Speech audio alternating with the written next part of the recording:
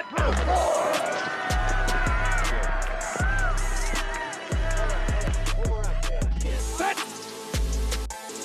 4, 3, 1.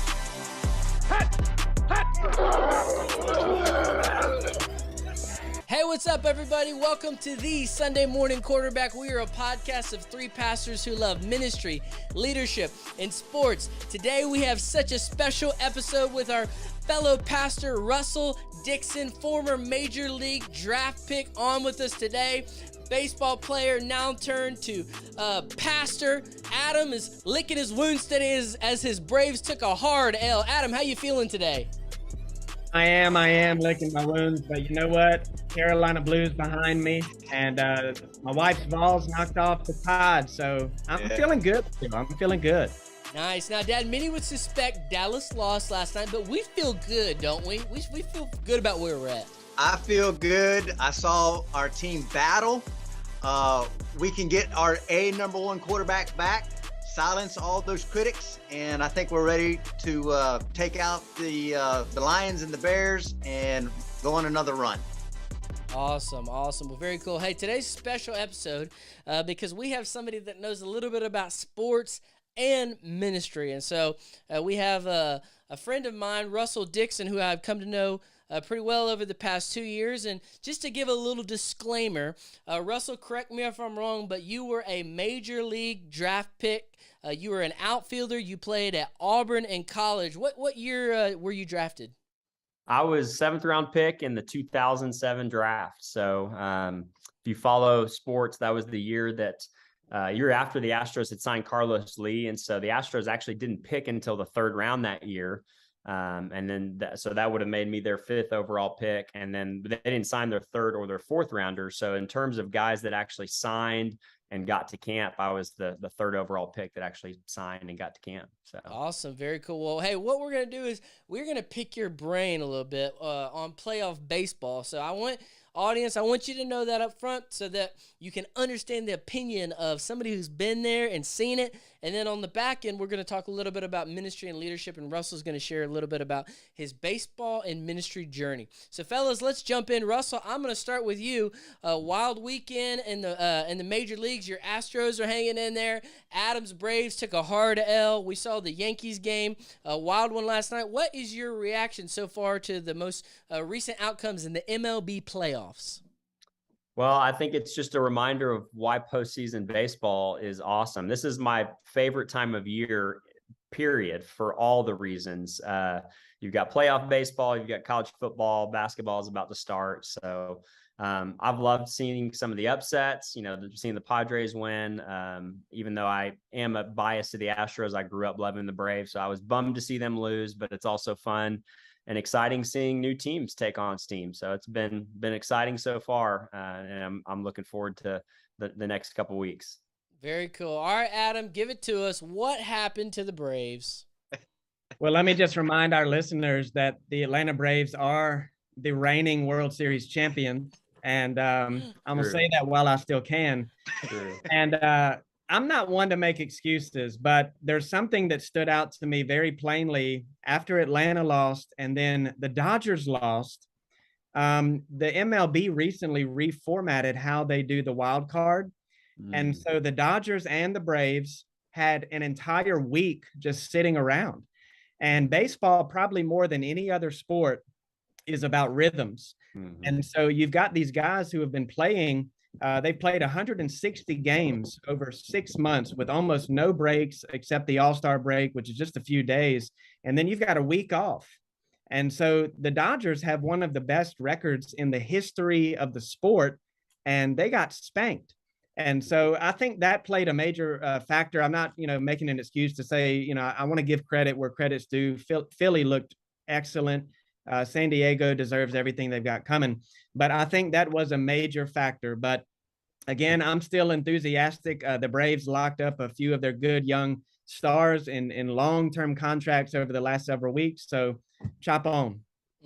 Hey, Russell, I'm going to come back to you real quick because, we're just casual fans. We watch with our eyes. But as somebody who's been at high-level baseball, what is the factors that separates, take us behind the curtain a little bit. Like when you watch, what do you see?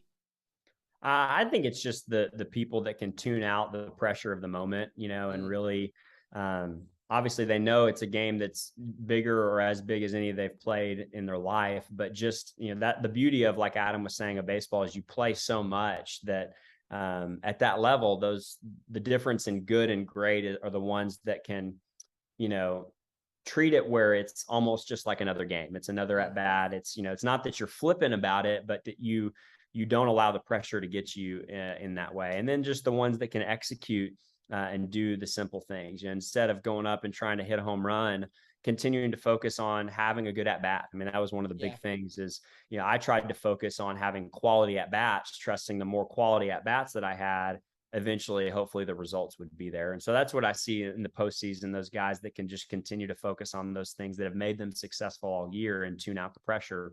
That's what helps them succeed. So, Right, so let me ask you a question, because this is something that I've been thinking for about 10 years. And a lot of it is being a victim of the here and now, where baseball has fallen to, I don't want to say it's second. It may be third in some categories as far as viewership. But I've been thinking for the last 10 years or so that I think baseball would do really well to shorten their season. Now, I know for baseball truists, those who love history, that'll never happen. And I get, the reasons for that. But back in 2020, during the pandemic, they had that shortened season. And I've just always thought, like, if the Braves lose 10 games, emotionally, that's the equivalent to my football team losing one game. So you factor in that, there's not enough emotional investment in it. There's not as much hype around the rivalries and that kind of thing, because you play each other so often throughout the year. Why do you think baseball, amongst other reasons, maybe than that we're in a fast-paced culture, why has it fallen behind the buck from what used to be the number one sport, hands down? I think it's a lot of what you said. It's just such a long season and there's a game every day. So that's part of it. And then also, I mean, to be honest, like, if you don't like baseball, it's not a very exciting sport to watch. Like, there's a lot of dead time there, and they're talking about instituting rules with the pitch clock and all that to speed the game up. And so there's some level of it that you have to have an appreciation for it to really like it. And so, like you said, the baseball truist likes that, but as far as viewership of the games, it's harder. I also think this is, I mean, the fall down of the steroid era, I think, has played a big part of that. You had, yes, they were taking performance enhancing drugs, but it was also the height of the offensive era. I think having high scoring offensive games is good for the game. I'm not saying steroids are good for the game, but I do think having high scoring, exciting offensive games is good generally for the game. Cause I mean, it's like that whole phrase around that time that Mark McGuire and all them were saying, they all had the shirts that say "Chicks dig the long ball." I would say it's not just chicks; it's everybody digs the long ball. And so I think that all of those things factor into it. You just lack of appreciation for it, and then just the pace and all of that as well. So yeah, because I remember growing up, and at least 15 of the major stars were household names, and now it's like, and you hear this often, like Mike Trout could walk around Los Angeles and he'd barely get noticed, if noticed at all. So it's so different than when I was growing up. But yeah, I agree with you. I think the institution of the DH in both leagues will help that. But yeah. Well, hey, we'll make our preacher picks here in a minute, and we'll all get to project out how we think the MLBs is going to shake out. So, Dad, you'll get to make your picks in there, too, and pour a little salt on that Braves win. But, Dad, I'm going to come to you. Let's switch to football real quick. Dad, what was something that stuck out to you this weekend, college, NFL? What caught your eye? Well, I thought there was a lot of good college games. Seeing Utah come back and win against USC, that was a great game. Of course, good old Rocky Top, Tennessee. Yes. That was a game for the ages. And, being here in Nashville, that was a big deal. They actually had people after the game getting their tractor, hooking them to the trucks and having their neighborhood jump on the tractors and ride around the communities. That was what was going on around here. So that was a big, big game. And of course, the Bills, they're looking strong. I think they're going to get better and better. They got some injuries, but they still managed to pull it all together, and they played some great defense. So they're going to be a tough out. Tampa lost, Green Bay lost, Rams, they're not looking too good. So on the NFC, it's a toss-up. And Philly, they look good against my Cowboys. They battled, the Cowboys did, but Philly looks good. So things are clearing up for the non-traditional powers to kind of take it all the way. But, they're going to run into Buffalo, Kansas City. That's going to be tough. So there's a lot going on for sure. And that's same could be said in college. And I'm gonna hop in real quick, Adam, before I pass it to you. But shout out Tennessee, man. For 15 years, you have never been able to win the big game. And man, what's his name? Hendon Hooker. He played a great game, man. They were testing their corners all day. They were challenging them. Alabama's secondary is clearly not what it has been in the past, but they played a great game. Now the question is, can they do it again versus Georgia in Athens in a few weeks? Or can they solidify themselves? Because Georgia's looked pretty shaky this year. We've all talked about their easy schedule. So that's the one around here everybody has got their eye on, and people are starting to get a little – Georgia fans are starting to sweat a little bit. Adam, what stuck out to you this weekend in football world? Yeah, obviously what you've said. Rocky Top, Tennessee. It's great. And my wife was celebrating. I was driving back from the game at Liberty, and I had it on the radio, and then I actually pulled over on the highway at night to see that field goal. So that was amazing. Other than that, not a lot of things stood out, and I'll show my bias once again. The Tar Heels beat Duke. And I don't care if it's basketball or football or badminton or rowing, any day the Tar Heels beat Duke, which is very often, is a great day. So we're ranked 22 now, and I'm happy about it. That's funny. Russell, I won't rub it in that your Auburn Tigers have been struggling a little bit this year. Yeah, struggling a lot.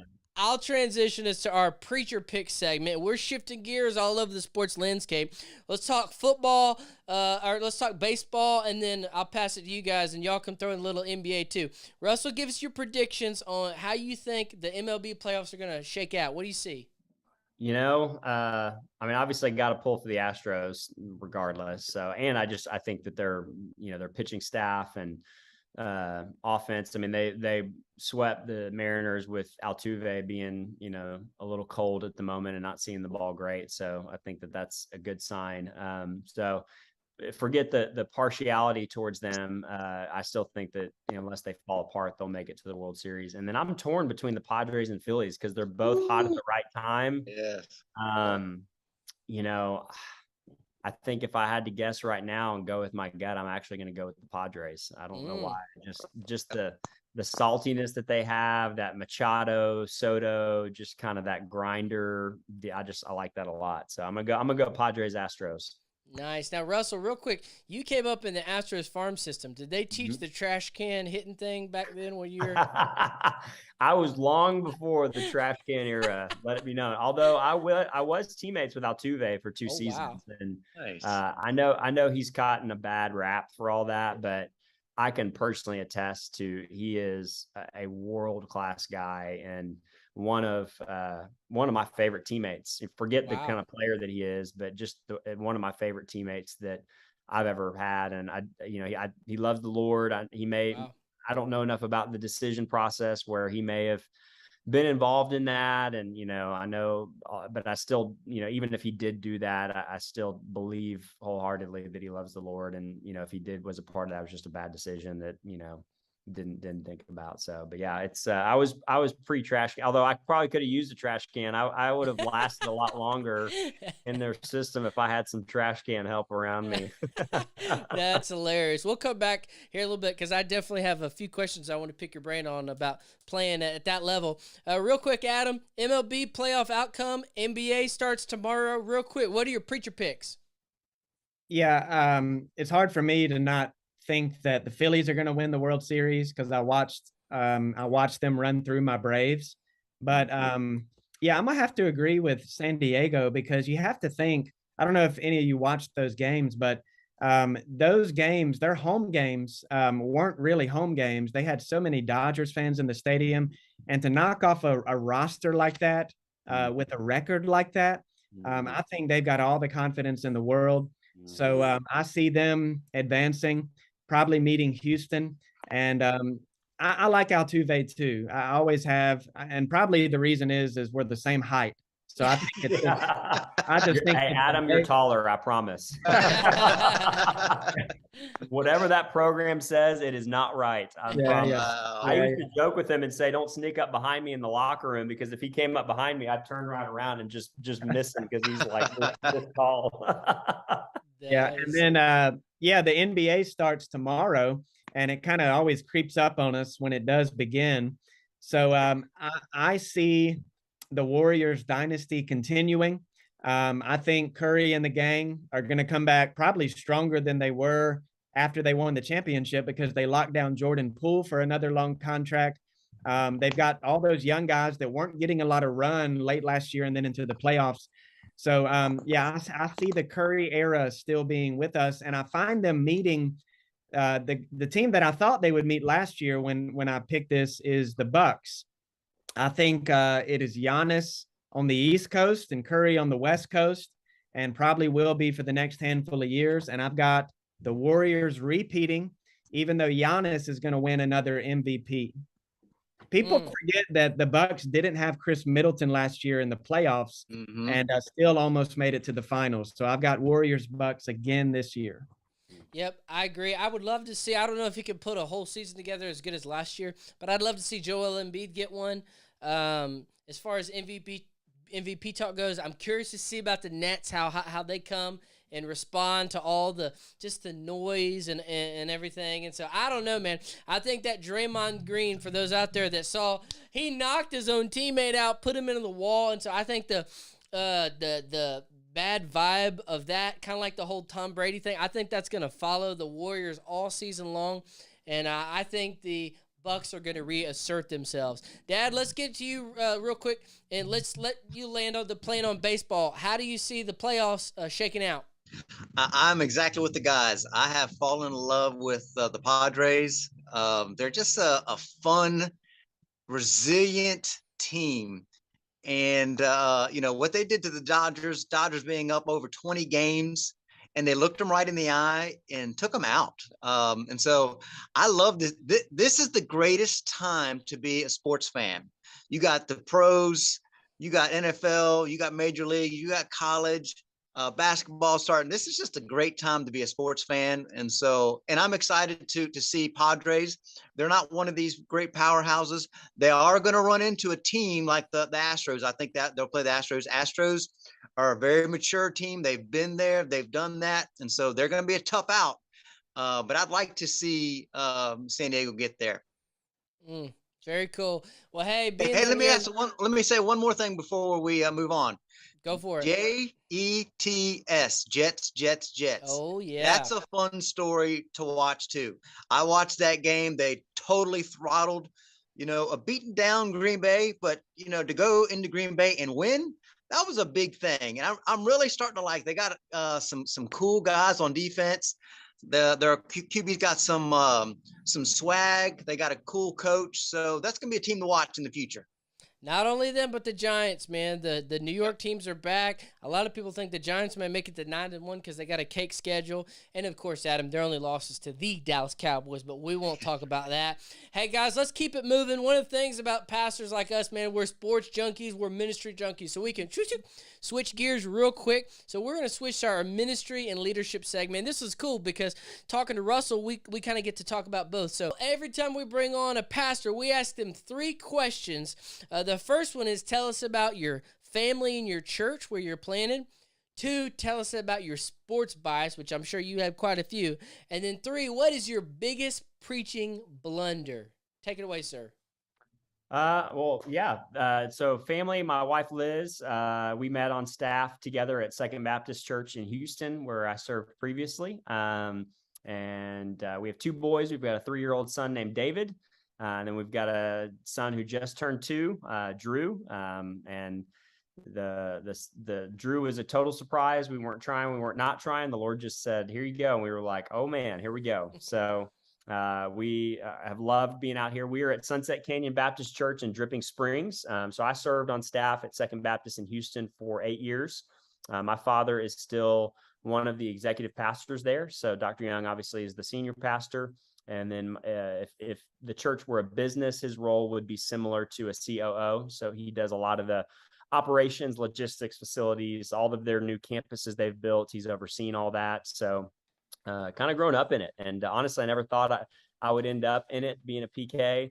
But God really just did a radical work in my life through the post-playing days, without going into all the nuances of my story. I came to Christ at a young age, but to be honest, my identity was wrapped up in baseball. And so when I got let go, I had an incredibly difficult time with that, and really ran to alcohol and prescription drugs for a season, and battled that, wrestled that, but finally waved the white flag. And I'm thankful for the spiritual foundation I had, because through family, through friends, chose to go to rehab. It was the hardest decision I ever made, but knew it was the right thing to do, and knew that was the only way I was going to be able to find freedom. And so it was a cool thing for me, because the 12 steps, are all based off of scripture. And Bill W. got sober because he found Christ, and they just have kind of transcended it to make it a little more open-ended. And so for me, that's where all the head knowledge intersected with just the practical things to do. And so that's been a big part ever since I got sober. That's really starting to serve in the church again. That's where the Lord called me to ministry. And so served on staff at Second for 8 years, and early on felt the calling to be a senior pastor at some point, but didn't know what that was going to look like. Knew I needed to grow and gain experience. And then really in the wake of the pandemic, my wife and I just really felt like the Lord was telling us our time to step out was coming soon. And we discovered the church here. We're in the fastest growing county in the country right now. People are moving from everywhere, and it's amazing little church sitting on 15 acres and right on 290 where traffic zips by. So it's been a lot of fun. The church was in a difficult season through the pandemic, limping along, but by the grace of God, we've seen incredible growth in this last season. So yeah, that's just a brief snapshot about church and where we are. And then let's see, sports bias. I guess that's like kind of preference to watch. I'm guessing is kind of what that is. Yeah. What if they cut you open? What are we gonna see? Who your teams? Astros, which is funny because you would think the team that fired me, I would be, yes, they drafted me, but they also fired me. So you think I would be resentful towards them, but I definitely pull for them, especially just with Altuve, having been a teammate and all that. And so I'll always pull for them. Definitely cheer for Auburn. I'm a fair weather fan, to be honest. When they're good, I'm really loud, but when they're not good, I'm just real quiet. So the nice thing about cheering for the Astros and Auburn is you can go blue and orange just depending on who's winning. That's right. Yeah, there you go. Hey, right now it's Astros. That's the blue and orange. Right. But then when we're doing well, I'll rock the Auburn. So those are probably the main two. To be honest, I don't follow pro football or basketball a whole lot. I do when it matters, but not really until the game time. So no sweat. You got any preaching blunders? Oh man. Yeah. So I have several, I guess the biggest one, was, I was telling a story while I was here. It was it was maybe a story in the middle of my message. And, I was already it was a message that I prayed through a lot, and I was kind of unpacking, biblical stance on abortion. And so I kind of navigated through, the heavy waters of that. And I was coming out of that, and I was trying to tell a story. I forget what point it was trying to make, to be honest, but it was a story about a husband and his wife. And I accidentally, the way I told it is I said, a husband, and he called his husband or something like that. And so everyone just died laughing. And I was like, I just leaned into it though. I was like, man, what'd you talk about at church today? Abortion, all the easy stuff. So that was probably the biggest one. I've also had several several places, once or twice, where I was intending to say a word, but the congregation definitely heard a cuss word, and I was not intending to say it, but it came out that way. So definitely funny. Not as good as the belt story. The belt story from Ben Flanagan is perhaps all-time favorite. I have used that as a sermon illustration before, and it is brilliant. So those are probably my best two. And it couldn't have happened to a better person. Oh, man, that's great. Totally.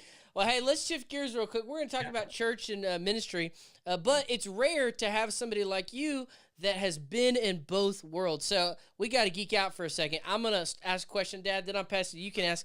Tell us, everybody wants to know, what is it like hitting a major league professional fastball?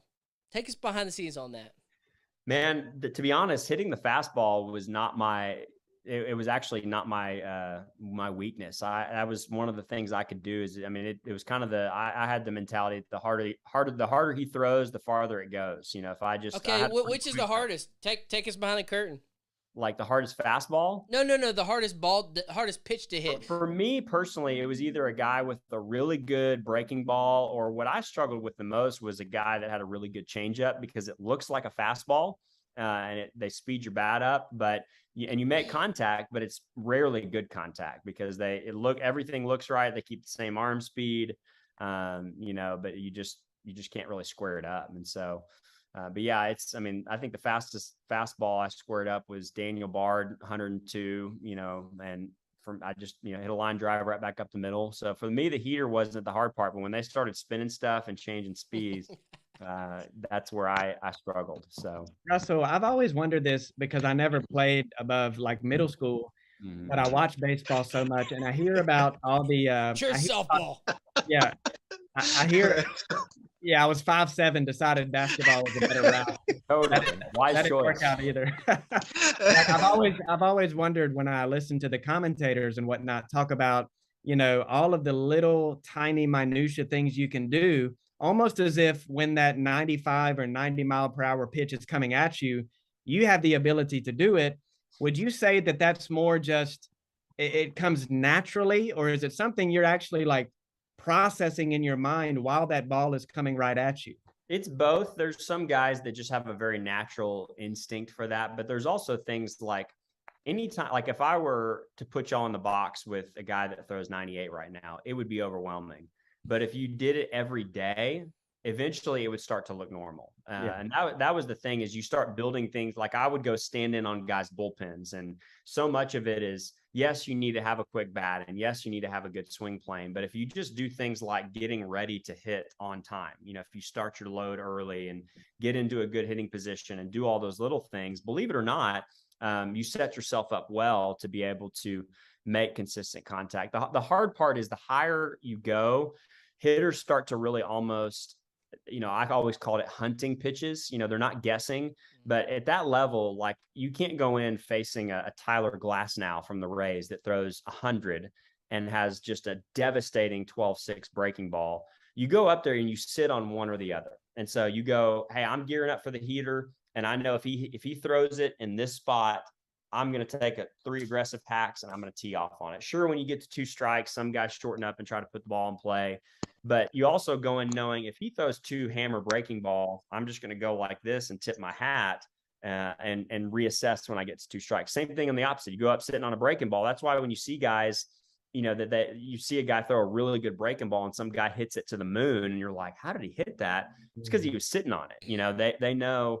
Or flashback to Pujols when he hit that ball that hasn't landed yet against the Astros. Lidge throws the slider in the dirt and he looks silly, but then the next pitch is the same pitch, but he hung it and he hits it to the moon. It's because he was sitting on that pitch, but he finally got it in that location and he just destroyed it. So it's it definitely, you learn things like, and honestly, that I didn't learn fast enough, because that's part of why I only lasted so long. So that's cool, Dad. Go for it.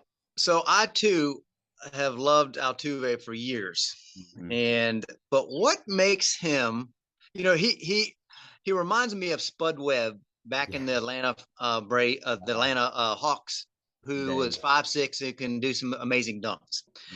And so, what makes him be able to be such a dynamic power hitter at his size? You had it up and close. What was it about him?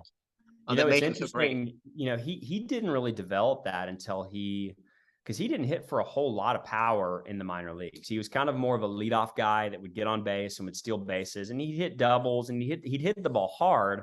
But that's something that he's really developed as he's gotten older. And I without talking to him personally, I would guess probably 2 of the things that he's gotten really a lot better at is really sitting on pitches. And when you get him, you know, he's really explosive. He's a good athlete. He's got quick hands. And those guys figure out, you know, the whole key with hitting is the longer you can keep your bat on plane with the ball, you give yourself the best chance of success. So it's almost like you watch the slow motion swings in the playoffs, and it almost looks like they're uppercutting a little bit. But really what they're doing is they're trying to keep their bat on plane with the ball as long as they can. And what happens is you create leverage. You know, I mean, it's amazing the evolution of technology and science, you know, behind things. You probably, if you spent any time as a kid, you probably heard the phrase, don't wrap the bat, right? Don't wrap the bat behind your head. We were all taught that. Biggest lie in the history of baseball. Look at the Major League Baseball logo. It's like this. And now there's a difference in, like, this is genuinely wrapping the bat, but a lot of hitters nowadays, they're teaching this technique where they load their hands into this. It's like a power position. And what it does is it creates torque and leverage. So guys that are like Altuve that are not that big, now all of a sudden the bat is creating this whip-like effect, and it's almost working for you without you having to be that strong. And so there's all sorts of those things, the evolution of strength and conditioning and all of that, where they're able to hit for a lot more power than they really might suggest themselves just on sheer size or stature. So, Hey, one more question, Joseph. Go for it. Real quick. So as somebody at your level, to watch Bo Jackson catch a ball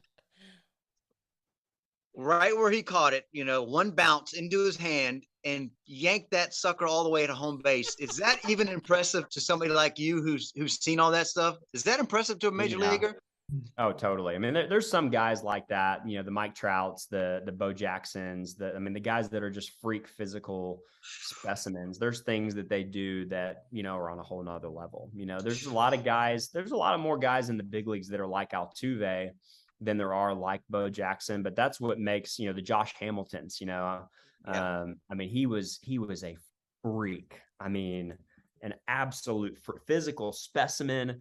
And just, I mean, the ball just sounded, and those are the ones you really marvel at. I mean, because you walk by batting practice and you could close your eyes and just hear the difference in the sound coming off the bat. So yeah, there's certainly those guys. We used to laugh at those guys, not laugh at them, but just say it must be nice to, you know, have this, you know, freakish tools, you know, that are off the charts, you know, because the rest of us have good enough tools, but had to really work to develop them and hone them to make yourself great. I've watched that play over and over, and every time I just marvel.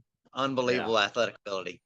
Yeah, he's a specimen. Russell, last question before we switch topics. In short, what's the difference between a good level college player and then boom, that next jump to the minors or even the majors? What is it? Like, in short, what's is it? Is it because baseball is one of those, you know, NBA, you could jump in immediately from high school. Football, baseball, it takes development. Even watching Derek Jeter, it took him a while. What's the biggest difference? I know not everybody has that ability you're talking about. A lot of guys get there eventually. How would you describe that? I mean, there's some of it that is learning to hone your natural skills and crafts. But I think the biggest thing in baseball, and I think this transcends sports, is the ability to handle failure. I mean, that's, you know, baseball, every sport, but especially baseball, you're talking about you're the best that ever played as a hitter and you only succeed 3 out of 10 times. I mean, if you only preach good sermons 3 out of 10 times, I don't know if that's a thriving church, you know, or, you know, a lawyer that only executes 3 out of 10 deals. You're a doctor. You only accurately diagnose 3 out. I mean, it's just, you're not only not any good, you're probably losing your job, you know? And so, just the ability to handle that. I mean, that was probably one of my biggest shortcomings, is I placed so much pressure on myself and just wasn't able to, ride the emotional roller coaster like some can. You know, my buddy Josh Donaldson was my college teammate and roommate, and he was the kind of guy that when he struck out, he's going back to the dugout. You know, most of us are going, darn it, I missed it, darn it, you know, duh. And he's going back to the dugout going, I hope he throws me that pitch again, because I'm going to hit it out. Like, that's just his mentality. It was this confidence and swagger. And, you know, I know as a Christian, that's a hard line to walk, because we're called to walk in humility, but you also have this inherent confidence that I think is important to be successful at that high level. So, I want to ask one more question. Go for it. Wait, we're just eating all this up, man. I love it. Speaking of confidence, Yeah. if you're taking your at bat and you stare out and you see the glorious stash of Spencer Strider Mm-hmm. and the way he stands on the mound, and you know he can throw the heat, what are you thinking? Well, just what are your thoughts on Spencer Strider? Because I love him. Yeah.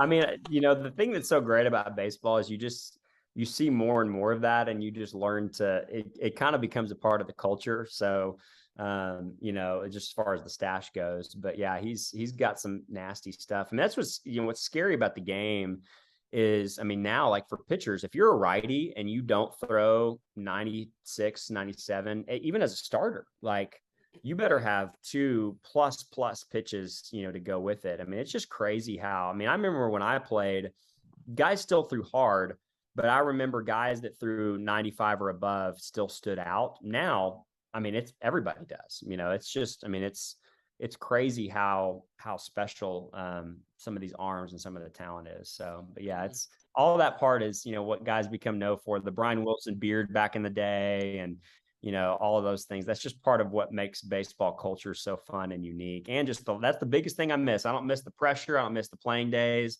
but the camaraderie, both on your own team. And I mean, just having some of my favorite things were going to games on the road and going to dinner with buddies, on the other team and hanging out with them. And that's just the special part of sports that you just, you miss when you're done playing. So that's cool. And just as sports fans, it's cool hearing somebody that was at that level in the detail, being an expert in that, and just hearing the way you view it and see it. That's cool. We could talk about it all day, but let's talk about something else that we're passionate about. That's pastoring.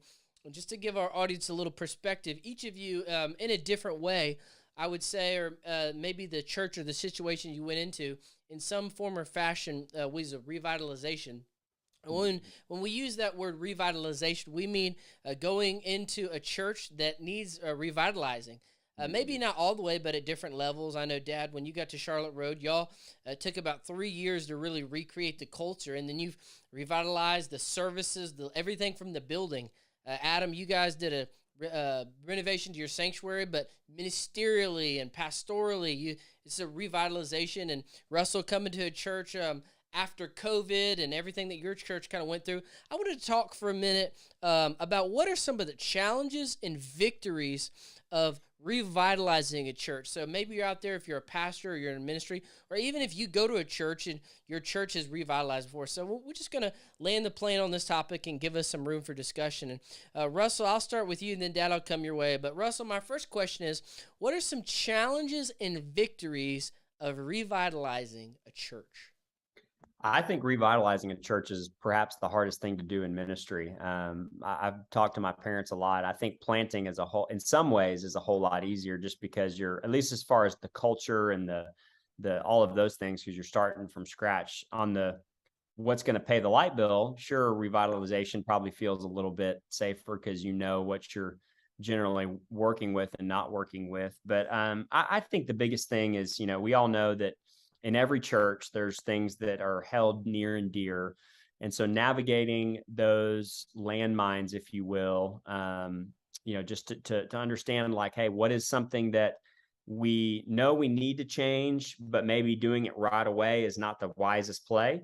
And what are the things that we have to change right now, no matter what the fallout is, because this is just something that has to be done. And then what are the things that you maybe change after a few months and shift in a new direction? Just the discernment for that. It just has come with a lot of conversations and prayer, and really just our church is one of the most friendly places on the planet. I think I challenge people all the time, like, if you come visit in our church, I don't think you could not be greeted. And I know a lot of churches don't necessarily do that very well, but I think one of the things our churches has struggled with over the years is going out, engaging in the community, like really not just coming and listening and learning, but like having conversations with non-believers and engaging people that don't know Jesus. And so I think that's where God's sovereignty kind of went before us, because I believe that is, my primary gifting, more so than preaching, is the evangelism piece. And so that those are just been a brief snapshot of some of the challenges, is just kind of continuing to shift the church with, like any church, just continue to focus outward, because we all get comfortable as humans. victories, like seeing people's lives change, going from a situation where I don't know if the church had any baptisms, for really 2, 3, 4 years, maybe, and then seeing how we've had, 26, 27, 28, somewhere in there over the last year, seeing 70 something new church members over the last year when we were only averaging 70 in spring of 21. Just seeing those lives change. I mean, that's what it's all about. I'll never forget this Easter of 2021. This is before we were called here. Our attendance was 92 total people. That was kids, youth, students, everybody.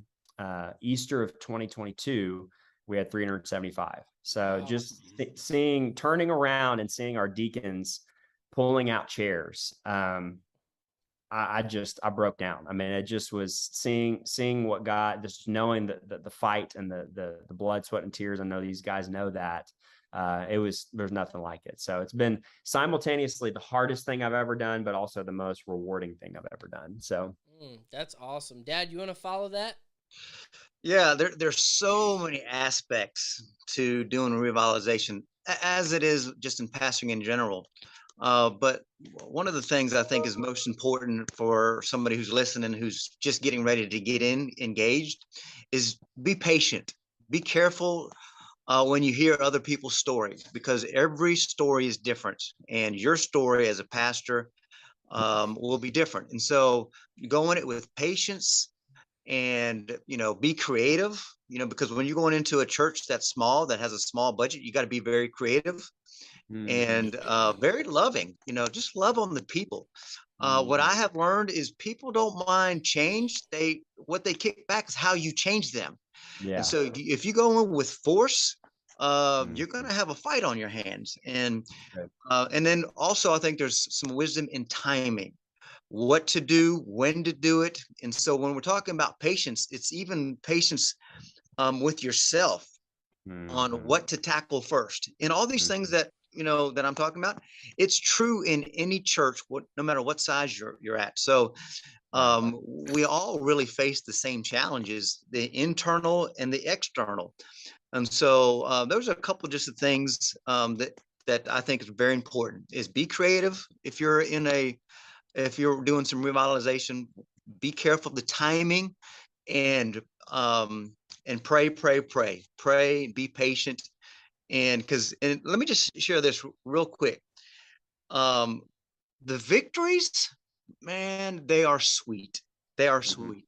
When you are able to come side by side with individuals that say, hey, look, we have decided not to throw in the white towel. We're going to continue on. We're going to press on, and we're not going to close. And then when you see things turn around, and you see people, and you see young families, and you see children everywhere. I'm giving you just a description of what's going on at our church. When you see children everywhere, and now we've got problems because our building's too small and there's no place to park. There's no pride in that. You know what that is? That's joy and excitement, because now we're battling things that we wouldn't even dreamed about battling, 6 years ago. And so to watch people that decided to fight, and to see them smile and excited, and to say, hey, look, there's people all around me I don't know. It's always worth the difficult journey. And so if you're not sure, be patient. Remember, it's not your church, it's God's church. It's not your ministry, it's God's ministry. He will empower you to his calling. You just be patient, let God lead you, keep your head down, and be obedient. He will see you through. That's good. That's good. Adam, you want to follow that up? Yeah, I'll just kind of repeat what these guys have said, and I agree with everything they said. And I would use the word pace when it comes to leading change in particular. Obviously, if people are opposing things that you're bringing up or trying to point out, you've got to think about that. And like Joe said, kind of pick your battles and know what time to do what. But there's also, and I've experienced this here at our church, there's a sense in which you can get in dangerous waters if everyone agrees with all of the changes you're trying to lead and to make, because what ends up happening is you're changing too much. And no one's saying, why'd you do this? Why are we doing this? They're questioning, they're not questioning your leadership. They're not questioning your vision. It's just you have tried to do too much in too little time. People have not had the chance to sit and soak and even experience and acknowledge some of the changes that you've made and kind of realize those victories and those ways that God may have worked through them, because you're always pushing forward, pushing forward. That's a balance. And that's why I use that word pace. You've got to know when to kind of sit back. And just on a personal note, you've got to know your own resources with your energy, your spiritual life. Like I've got 3 small children and preaching twice a week. And like, you know, most pastors, we're just busy in general. So if you're always initiating new things and starting new things and creating new teams or committees, whatever it is, you'll find yourself just spread so thin that you end up not doing anything really, really well. And you'll start signing up for things that you learn later. We often hear that phrase, the law of unintended consequences. If you try to start something or initiate something and you don't pass that off and delegate that to someone else, before you know it, you're doing everything. And if you try to do everything, the people will let you. So you got to pick and choose where those spots are and just kind of pace yourself. And that requires a lot of wisdom, introspection, and knowing your people. Yep. Very good. Russell, any final thoughts? I mean, I would just echo all of that. You know, it's just, you know, it's taken a lot of prayer and you know, I've just tried to acknowledge with both our lay leaders and with our team. I've just really appreciated our staff team, because, you know, coming out of the pandemic, things were already slow. And then, you know, I come from a big, fast moving church, biggest church in the country. And so just acknowledging that with our team, like, hey gang, like I'm still getting adjusted to what the new pace is. And I know you're adjusting to me. And so just acknowledging that in our meetings and in committee meetings, and kind of, you know, speaking into that, you know, just saying, hey, I think it's been helpful for people. And then just really appreciating and acknowledging, you know, when people, you know, do things great, whether it's the lay person that invites somebody new or staff member does something great, just trying to celebrate those things, I think has really helped our culture in a lot of ways. So I think that no one will ever complain about being overappreciated. You know, it's whether they're a words of affirmation person or not, just trying to do those things, I think has been helpful this last year and some change for me as well. So. Very cool. Well, I mean, I love the Zoom just because you meet different people in ministry, and now this gives us a platform to connect and just share. And so, man, that was a lot of good stuff. Well, Russell, we appreciate you coming on. We will definitely have you back on, and we can pick your brain a little bit more. Adam, hope you lick your wounds as the Bravo fans are recovering. And the Dallas Cowboys are going to keep rolling. Next week, we'll have Senior Pastor Griffin Gullidge with us to talk a little bit about the Southern Baptist Convention and pastoring. We hope you have a great day. See you later.